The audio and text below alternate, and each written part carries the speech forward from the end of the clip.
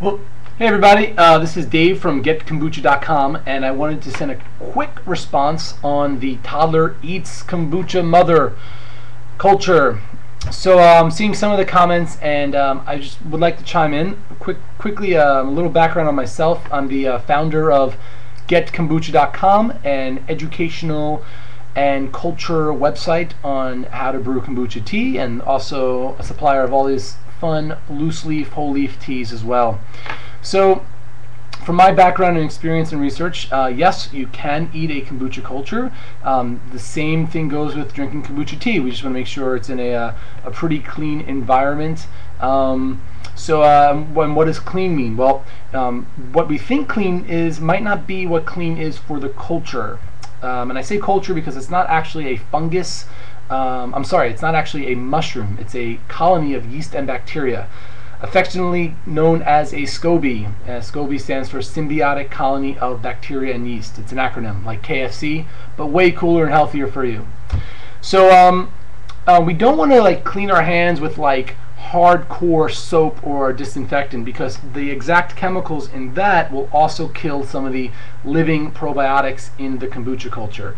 A very good way to clean your hands is with some strong kombucha tea. So people that have been brewing, you get that kombucha vinegar, save it and use it to clean your hands with, or white distilled vinegar.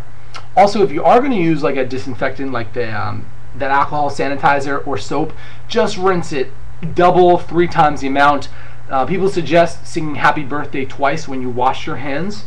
So sing it 4 times. Okay, so we really want to make sure that our hands are clean of both the dirt and clean of the soap.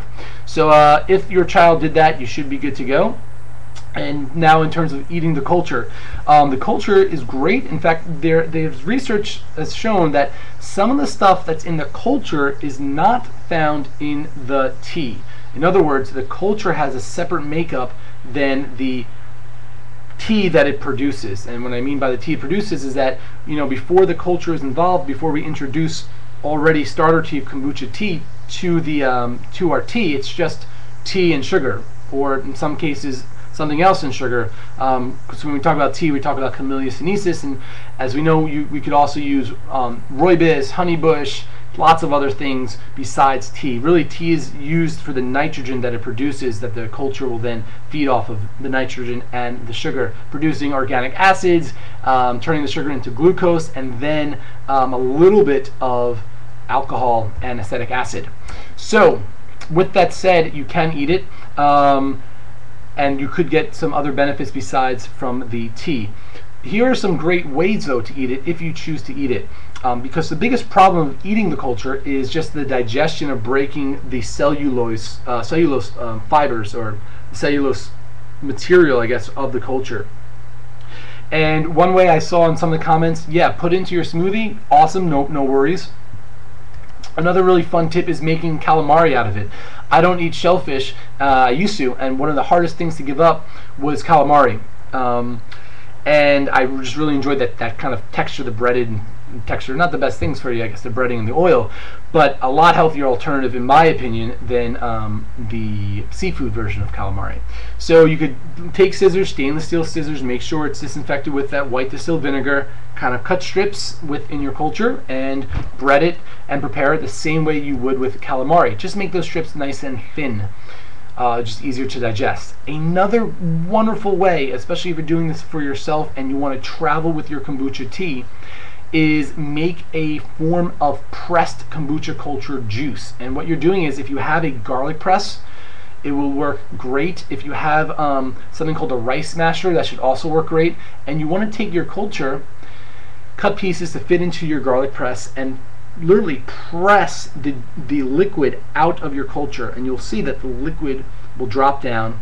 You could put that into a glass dropper, similar to tinctures, and then add some alcohol. Maybe I would do a 50-50, so 50% of the culture squeezed pressed juice and 50% of alcohol, and that alcohol will be used as a preservative.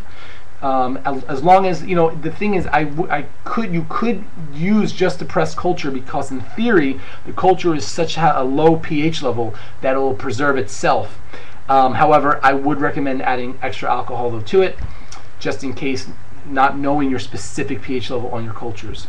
Also, like always, all the suggestions of my personal experience with this should be checked with a medical doctor, because the FDA, we want to make sure everything's good and cool. So this post, as with all our posts, are for educational and information purposes only, for all the lawyers watching.